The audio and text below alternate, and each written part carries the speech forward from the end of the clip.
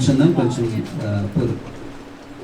Youth వారు వెనుక కేక్ని సిద్ధపరచవలసిందిగా ఈలోగా మన సుకన్య సిస్టర్ గారు వారి సాక్ష్యాన్ని చెప్తారట.